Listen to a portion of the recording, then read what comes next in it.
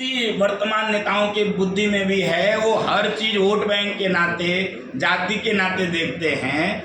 हमारे सनातन शास्त्रों में, सनातन संस्कृति में जाति व्यवस्था नहीं थी, वर्ण व्यवस्था थी, विशुद्ध वर्ण व्यवस्था। गीता का वह श्लोक इतनी बार आप लोग सुन चुके होंगे कि सबको वह कंठस्थ हो गया है। चातुर्वर्ण्यम मया सृष्टम गुण कर्म विभाग स। हमने बार बार बोला, हमने स्मृतियों में गाया है, बार बार बोला है कि जन्मना जायते शूद्रः संस्काराद द्विजोच्यते। हमने बार बार बोला है। और हमारे यहाँ कोई जाति व्यवस्था नहीं है। कर्म के आधार पर वर्ण बटे थे, वह विभाजन घरों में भी होता है। यह एक जहर बोने का काम सनातन धर्म के लिए किया जाता है। हमारे घर में क्या विभाग नहीं है? क्या विद्यालय, जिस विद्यालय में प्रेस कॉन्फ्रेंस हो रहा है, यहाँ विभाग नहीं है? क्या यहाँ का कर्मचारी प्रधानाचार्य की कुर्सी पर बैठेगा? क्या नहीं बैठेगा। लेकिन यह भेद व्यवस्था का भेद है। यह भेद कोई सामाजिक भेद नहीं है। यह भेद सदैव रहता है। लेकिन इस भेद से जातीयता की दुर्गंध नहीं आती, जातिवाद नहीं आता है।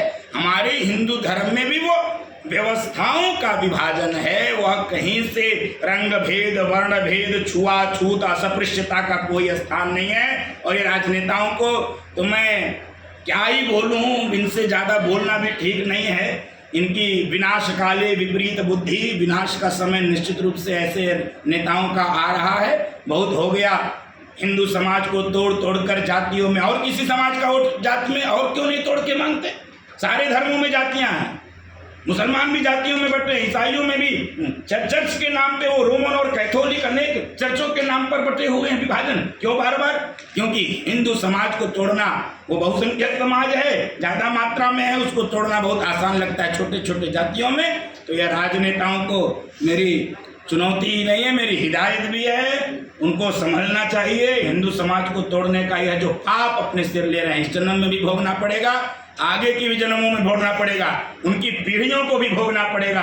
जिस प्रकार से हमारे ऋषियों ने, हमारे महर्षियों ने, हमारे पूर्वजों ने, हमारे बलिदानियों ने, हमारे क्रांतिकारियों ने, हमारे देशभक्तों ने इस समाज को फिर से खड़ा किया, इस समाज को देश के लिए तैयार किया, उसको जाति के नाम पर तोड़ रहे हैं।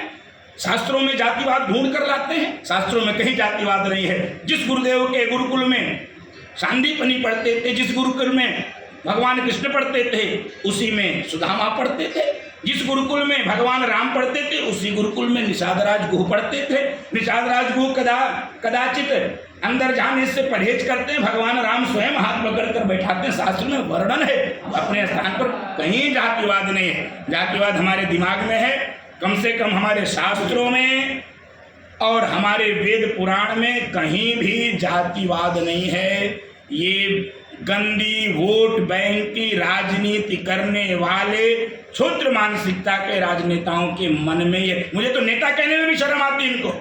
नेता तो सुभाष चंद्र बोस थे, विदेश में भी जाकर सेना संगठित करते थे भारत को स्वतंत्र कराने के लिए। इस देश में ये फूट डालते हैं, ये नेता है ही नहीं है। इनको नेता कह के नेता शब्द की गरिमा घटती है। और इसलिए नेता शब्द आज वर्तमान युग में गाली हो गई है, गाली का पर्याय है। नेता माने गाली। इसलिए ऐसे ही लोगों के कारण नेता शब्द भी यह कुत्सित हो रहा है। तो मुझे लगता है कि इस पर कठोर कार्रवाई होनी चाहिए, इनको अपनी मति बदलनी चाहिए।